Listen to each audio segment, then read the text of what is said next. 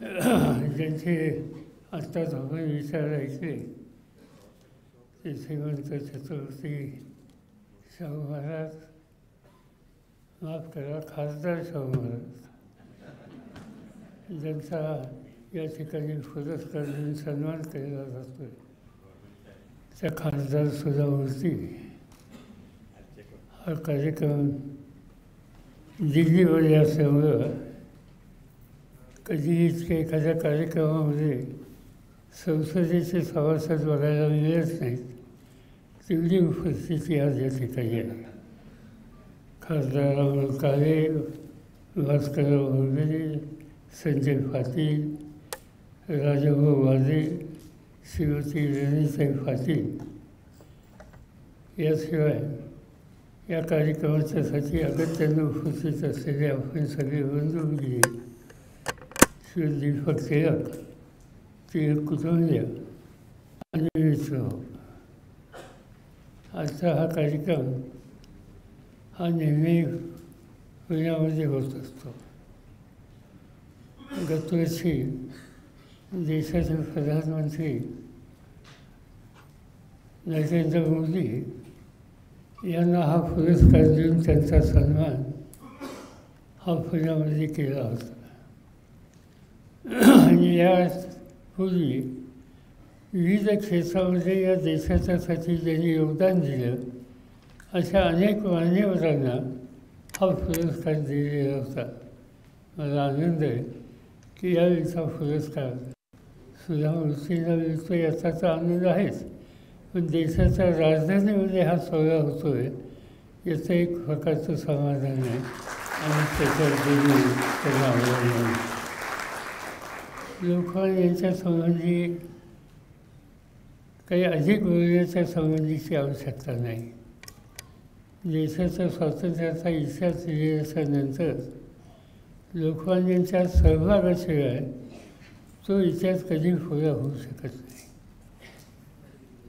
एक काळ असा होता की इंग्रजांच्यापासून देशाची सुटका करावी यासाठी विचार विनिमय करण्याच्या संबंधीची भूमिका समाजाचा एक उच्चभ्रू वर्ग हा सतत करत असेल, पण खऱ्या अर्थानं देशाचं स्वातंत्र्य प्राप्त करायचं असेल तर मर्यादित घटकांच्या सहभागानं हा प्रश्न कधी सुटणार नाही. त्याच्यामध्ये देशाचा शेवटचा माणूस हा सुद्धा सहभागी झाला पाहिजे हे सूत्र लोकमान्यांनी मांडलेलं होतं. आणि म्हणून काँग्रेसचा चेहरा हा बदलायच्या संबंधीचं ऐतिहासिक काम एका दृष्टीनं लोकमान्यांनी त्या काळामध्ये केलं. अनेक ठिकाणी ते त्या कालखंडामध्ये फिरले. अगदी सोलापूर जिल्ह्यामध्ये सोलापूरला त्या काळामध्ये समाजामध्ये गुन्हेगार जमात म्हणून एक जमात ओळखली जात असे, विजयंतीची आजच्या, आणि त्यांना एका वायर कंपाऊंडमध्ये बंदित केलेलं असायचं. हा बंदित केलेला वर्गसुद्धा स्वातंत्र्याच्या चळवळीमध्ये सहभागी झाला पाहिजे अशा प्रकारचा आग्रह हा लोकमान्यांचा होता. ते सोलापूरला गेले आणि या बंदितांचं संमेलन त्या ठिकाणी करून खऱ्या अर्थानं काँग्रेस ही तेल्या तांबोळ्याची झाली पाहिजे ही जी भूमिका मांडली जात असे त्याची कृती त्या कालखंडामध्ये लोकमान्यांनी केलेली होती. कितीतरी गोष्टी सांगता येतील.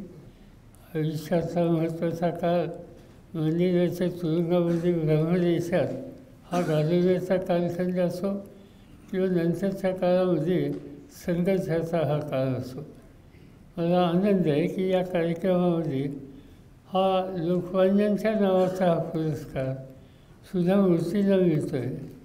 सामाजिक क्षेत्रामध्ये अतिशय मोलाची कामगिरी एका तंत्रज्ञानाच्या क्षेत्रातल्या जाणकार भगिनीने जे काही केलं त्याची नोंद आज टिळक स्मारक ह्या वतीने घेतला जातो आहे आणि म्हणून त्यांचा पुरस्कार हा यांना दिला ही एका दृष्टीनं अतिशय आनंदाची गोष्ट आहे. हे सगळे होत असताना हे लोकमान्यांच्या नावाने होतं आहे. कितीतरी गोष्टी अशा आहेत की त्या लोकमान्यांच्या आणि या सगळ्या कामकाजाच्याबद्दलचं सहजपणे आपण बोलू शकतो. पण या बाबतीत मी काय अधिक वेळ या ठिकाणी घेणार नाही. शाहू महाराज आणि लोकमान्य यांच्या संदर्भाचा एक वादाचा एक मर्यादित काळ सोडला तर त्यांच्यामध्ये अत्यंत घनिष्ठ संबंध होते, ज्याचा उल्लेख शाहू राजाने छत्रपतींनी या ठिकाणी केला. लोकमान्यांचा अखेरचा जो काळ होता त्या काळामध्ये ज्याचा उल्लेख आत्ता शाहू राजा छत्रपतींनी केला की लोकमान्यांनी त्यांची प्रकृती बरी नसताना कोल्हापुरात यावं, पन्हाळ्याची हवा चांगली त्या ठिकाणी विश्रांती घ्यावी या प्रकारचा आग्रह हा शाहू महाराजांनी केलेला होता. पण त्याची काही स्वीकार करण्याची स्थिती प्रकृतीमुळे लोकमान्यांची नव्हती. पण शाहूराजे तिथं थांबले नाही. छत्रपती त्यांनी आपल्या दरबारातल्या एका व्यक्तीची नेमणूक ही मुंबईच्या ज्या गेस्ट हाऊसमध्ये लोकमान्य राहायचे त्या ठिकाणी त्यांची देखभाल करण्याच्यासाठी ठेवली. जी काही त्यांना वैद्यकीय गरज असेल त्या गरजेची पूर्तता करण्याची खबरदारी ही सुद्धा शाहू महाराजांनी घेतली. आणि स्वातंत्र्याच्या चळवळीमध्ये त्यांचं असलेल्या योगदानाची नोंद ही घेण्याची अत्यंत गरज आहे. जरी ते राजे असते, त्यांच्या मर्यादा असल्या तरीसुद्धा विचारानं आग्रहानं स्वातंत्र्याची भूमिका ही शाहू महाराजांच्यासुद्धा अंतःकरणात होती. आणि म्हणूनच लोकमान्यांच्या अखेरच्या काळामध्ये लोकमान्यांच्याकडं एक वेगळ्या दृष्टीनं त्यांची काळजी घेण्याची भूमिका ही शाहू महाराजांनी त्या कालखंडामध्ये घेतली होती. आणि म्हणून आजचा हा कार्यक्रम लोकमान्यांच्या नावानं आणि हल्लीचे शाहू छत्रपती यांच्या उपस्थितीत हा जो होतो आहे हा एक विलक्षण योगायोग आहे. या पद्धतीचा हा कार्यक्रम रोहित आणि त्यांच्या सगळ्या सहकाऱ्यांनी आयोजित केला आणि तोही दिल्लीमध्ये आयोजित केला. त्याबद्दल त्यांचं मी मनापूर्वक अभिनंदन करतो. त्या कार्यक्रमाला एक विशिष्ट दर्जाचीच व्यक्ती असली पाहिजे याची खबरदारी त्यांनी घेतली आणि सुधा मूर्तींची नियुक्ती त्या ठिकाणी केली. आज मूर्ती पती पत्नी दोघंही या ठिकाणी उपस्थित आहेत. आज अमेरिकेमध्ये आपण गेल्याच्या नंतर त्या अमेरिकेमध्ये 3 लाखांपेक्षा अधिक लोक हे इन्फोसिसमध्ये काम करतात. आणि सगळ्या जगामध्ये जर आपण पाहिलं तर माझी खात्री आहे की आज लोकांना हाताला काम देण्याच्या संबंधीच्या काम देणाऱ्या अनेक विविध संस्था आहेत.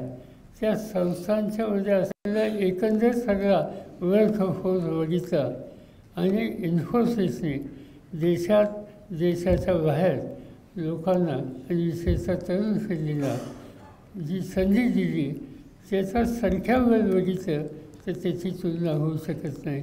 एवढं प्रचंड काम हे इन्फोसिसच्या वतीनं नारायण मूर्तींनी केलं.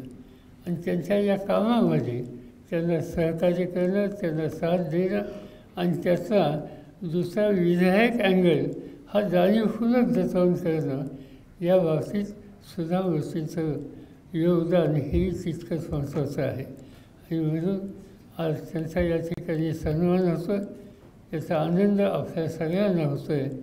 आपण सगळेजण या सोहळ्याला सहभागी झाला त्याच्याबद्दलचं एक प्रकारचं समाधान या ठिकाणी व्यक्त करतो आणि माझे 2 शब्द संपवतो.